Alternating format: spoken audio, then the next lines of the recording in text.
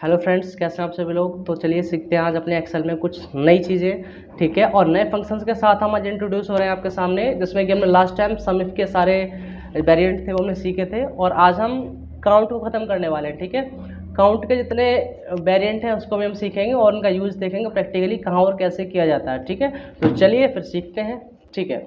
आप मेरी स्क्रीन पर देख पा रहे होंगे, अभी मैंने कुछ काउंट फंक्शंस लिखे हुए हैं, और जबकि आपको कुछ इसमें सेम सेम से लगते हैं, count, count A, count if और count ifs and count blank, ठीक है। जनरली ये जो सबसे ज़्यादा यूज होने वाले हैं इनको हम सीखते हैं, ठीक है। पर ये जाहिर सी बात है, एक चीज़ कन्फ्यूज नहीं लगती है आपको, काउंट है फिर काउंट है, किस काम आते हैं वही इतने सारे, एक ही फैमिली के बना दिए। तो जिन लोगों ने सम इफ वगैरह सीखा हुआ था उनको कुछ चीज़ तो प्रॉब्लम में कुछ चीज़ तो समझ में आ गई होगी कि काउंट इफ सिंगल कंडीशन के लिए है और काउंट इफ मल्टी कंडीशन के लिए, ठीक है। तो चलिए पहले सीखते हैं एकदम स्टार्टिंग से, काउंट से। काउंट का जनरली मतलब होता क्या है, गिनना, ठीक है। और जब आप गिनते हैं, कोई चीज़ काउंट करते हैं, हम कहते हैं ना इसकी काउंट करके बताओ कितने हैं, तो एक्चुअल में वही होता है। लेकिन बड़े डाटा में कैसे काम करना है वो आप इस फंक्शन के थ्रू समझ जाएंगे। सिंपल काउंट की बात करते हैं तो काउंट हमने लिया, यहाँ पर थोड़ा सा आपको जूम आउट करके दिखाते हैं। इक्वल टू करना है, सिंपल आपको लगाना है काउंट, और यहाँ पर टैब करेंगे तो इसके सारे काफ़ी ज़्यादा वेरिएंट आएंगे, तो हमें काउंट पे अभी टैब कर देना है तो पूरा फंक्शन आ जाएगा। तो पूछता है आपसे वैल्यू 1 वैल्यू 2, ठीक है। ये कुछ इस तरह से मानिए कि अभी हमने इसको काउंट किया क्वांटिटी को, यहाँ तक मान के चलिए 18 तक मैंने इसको सिलेक्शन लिया है, ठीक है। और यहाँ पर हम इसका जो पैरेंथेसिस है क्लोज करेंगे और फिर करेंगे एंटर। आंसर कितना आया 16, ठीक है। अगर 16 में से अगर मैं इस सिलेक्शन में से कोई वैल्यू डिलीट कर देता हूँ तो यहाँ पर कितना हो गया, देखिए यहाँ पर 14। क्यों कि जो काउंट है ये सिर्फ उन्हीं सेल को काउंट करता है जिन सेल में सिर्फ न्यूमेरिकल वैल्यू फिल आउट होती है।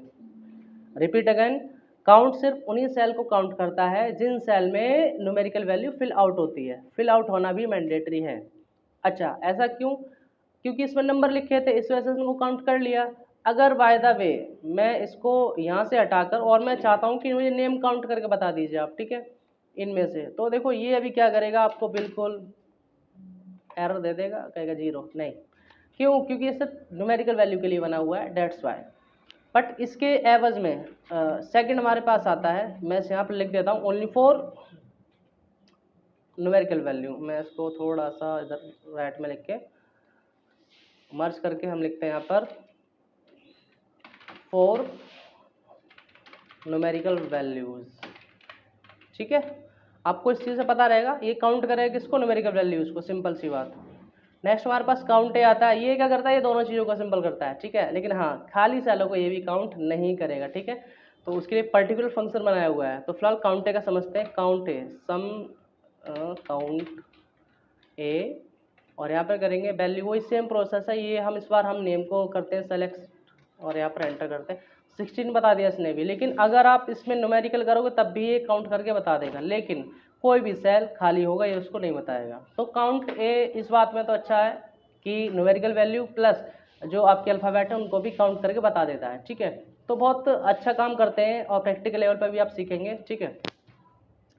अब इन दोनों के अलावा तो हमारे पास बहुत कुछ है, तो अब हम सीखते हैं काउंट इफ। मैं बार बार उसी पे याद है मेरे, काउंट इफ, ठीक है। जिन लोगों ने सम इफ देखा है, समझा है, वो लोग, उन लोगों को पता होगा कि हम अभी किस लिए यूज होता है, ठीक है।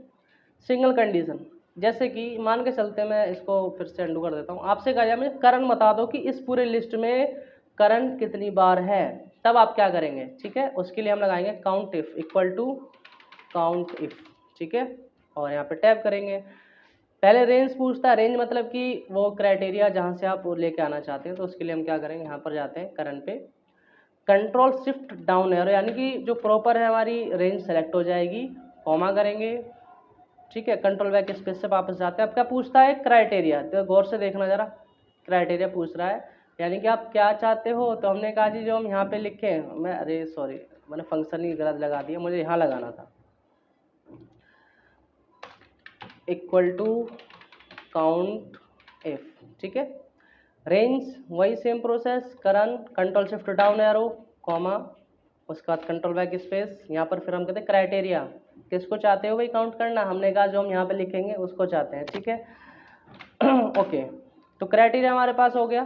क्राइटेरिया के साथ साथ हम क्या कहते हैं यहाँ पर जनरली कि हमने यहाँ पर इसको फाइनल कर दिया लेकिन अब कुछ लिखा नहीं है, डेट्स वाई, तो हम क्या करेंगे, करण, एंटर, तो क्या आएगा 36, ठीक है। ऐसा क्यों आया, क्योंकि जितनी बार करण है उसको फाइंड आउट किया। एक चीज़ और ध्यान में रखना, अगर आपके जो डाटा है, डेटा आपका क्लियर नहीं है, यानी कि करण में स्पेस दे दिया हुआ है कहीं, तो इस तरह से फिर ये एरर बताएगा, ध्यान रखना। डेटा क्लीन होना बहुत ज़रूरी है, ठीक है, उसकी क्लासेस अलग चलेंगी, फिलहाल के लिए समझ के चलना इतना काम। तो काउंटिव सिंगल कंडीशन के अकॉर्डिंग काउंट करना, ठीक है। लेकिन अब हम करते हैं मल्टी कंडीशन पे इसका यूज़, यानी काउंटिव्स। सेम प्रोसेस, इक्वल टू काउंटिव्स, ज़्यादा टाइम नहीं लगाते हैं इस चीज़ में, काउंटिव्स टैब क्राइटेरिया रेंज 1, तो हमने कहा ये क्राइटेरिया रेंज 1, मुझे लगा कर रहा हूँ, पहले ये देख लेता हूँ, नहीं मैं गलत लगा रहा हूँ, मुझे लगाना इस जगह है, मैं रिजल्ट इस जगह लगा देते हैं हम,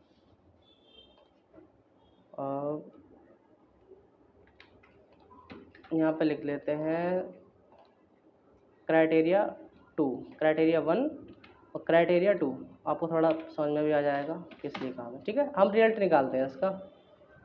ओके, तो क्या करना है, रिजल्ट में हमें इक्वल टू लगाना है और हम करेंगे काउंट इफ्स, ठीक है।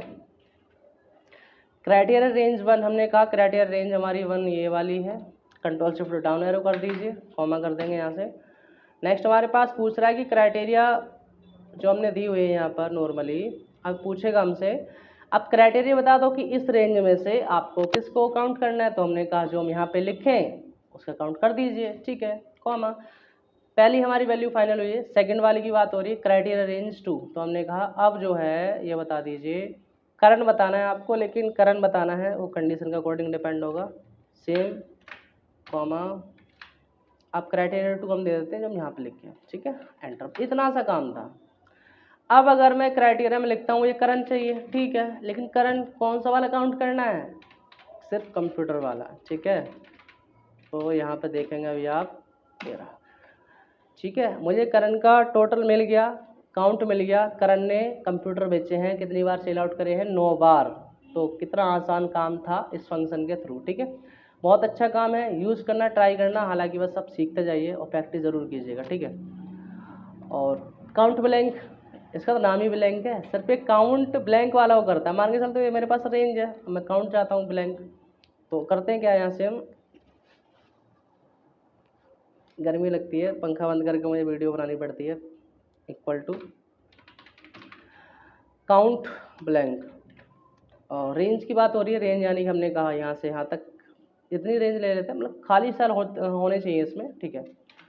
एंटर करेंगे, बता देगा 2, यानी खाली सेल आपके पास कितने थे। और ये सब जो फॉर्मूले फंक्शन हमारे वाले, ये पूरे डायनेमिक है, यानी आप कुछ भी चेंज करोगे उसी के हिसाब से चेंज होते रहेंगे, ठीक है। तो उम्मीद है आपको इतना समझ में आया होगा, मिलते हैं आपको नेक्स्ट वीडियो में, यूज़ कीजिए और सब्सक्राइब भी।